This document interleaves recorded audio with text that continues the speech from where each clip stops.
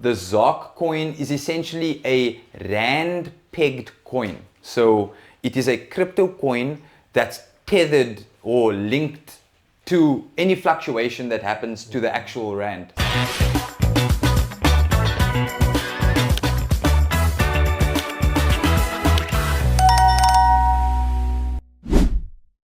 Hi guys, welcome to Quick Trader. I'm David. I'm sitting here with Luca, as well as Rashid.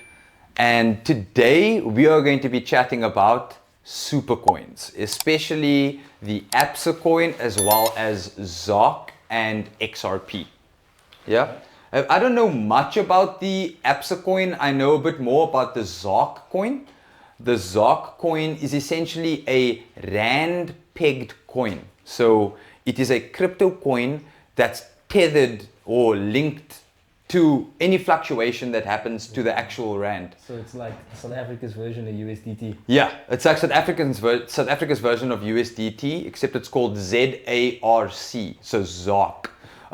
This coin is available on TD Markets, and why I'm so excited about this coin is that they offer staking rewards. So basically you borrow out your crypto coin to the platform to use as leverage, and you are given up to 7.5% returns on the leveraged amount, on the staked amount, right? So I was explaining to Rashid earlier that when you put savings in the bank is taking your money and loaning it out to people for 8%. So they're giving you 3% per annum on your savings, and they're loaning out that money for 8%, right? So yeah, and then they're also compounding that interest charge. So basically the bank is making a killing off of your savings. ZOC, or when you go to TD Markets or other platforms where you can stake ZOC, you'll basically, the platform will be paying you out up to 7.5% to save your money.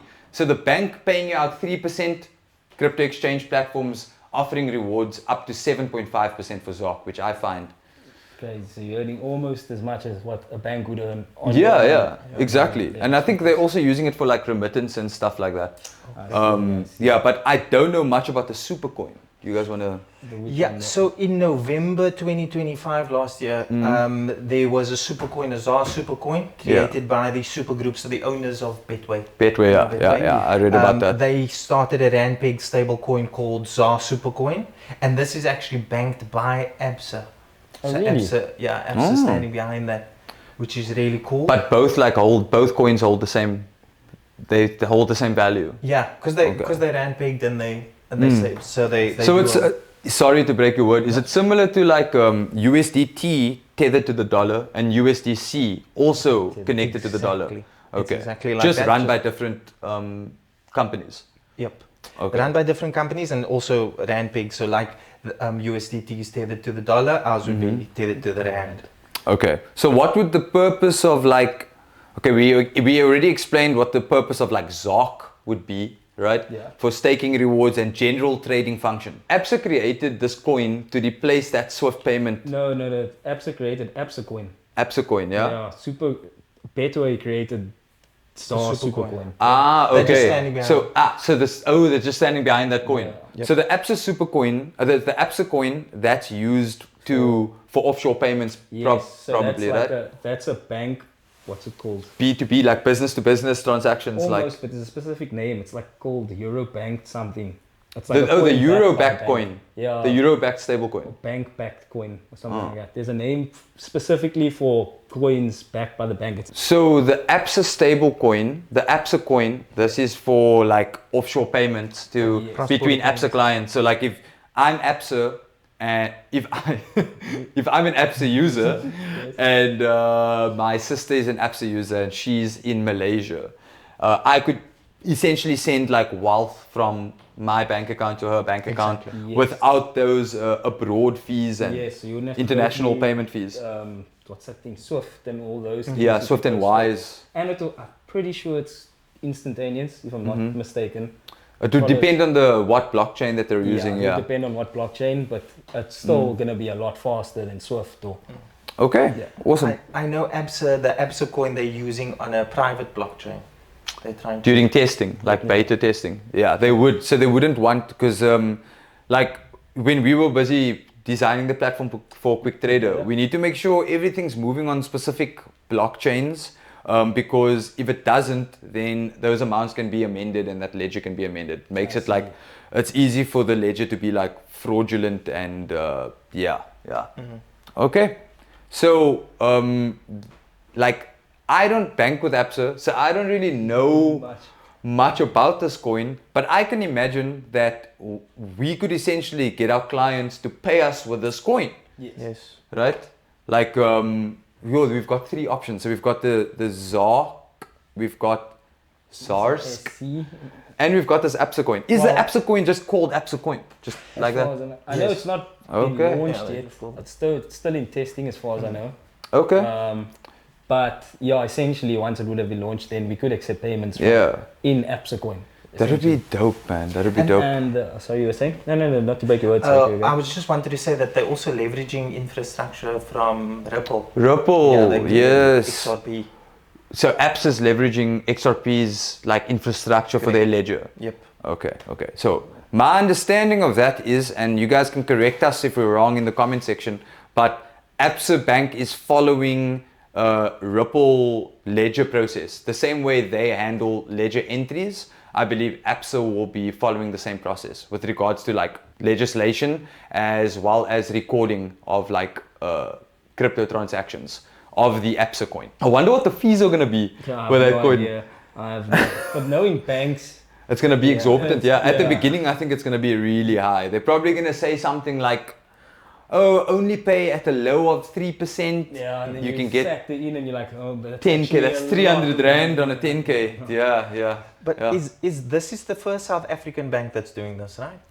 That I'm aware of. Yes, it's definitely, or at least that I'm aware of too. And what's crazy was that my experience of Absa when I started trading was that they hated crypto traders. So even the one investigator I had for an amount that was reported on, that was sent to my account, I'm battling with this guy. He's saying that no, if you want to do crypto trading, you mustn't use Absa and all of these different things. But now it seems like they're completely changing that tune. Yeah. Which I think commercial banks should be doing, because like the world is changing. The nature of finance is changing. I'm not saying it should be like the wild west where like everything's done through anonymity and no one knows who's making payments and who's receiving funds. But at the same time, I don't want to be paying that amount of money. Yeah, nobody does. Yeah. What's the largest fee you guys have paid using the bank for something? No, I've got to think now. Mine was like fairly recent. I wouldn't say an amount, but a percentage. A client of mine did a cash deposit payment to my bank account, which is normally 2% for Nedbank, but they had done it in branch because they didn't want to take such a lot of money. So why is that more expensive? That's crazy. 2%, the bank charged them 10%. How does that make any sense? The Was it 10%? branch is going to be more expensive. Wouldn't they maybe... It's more effort for you to go in branch.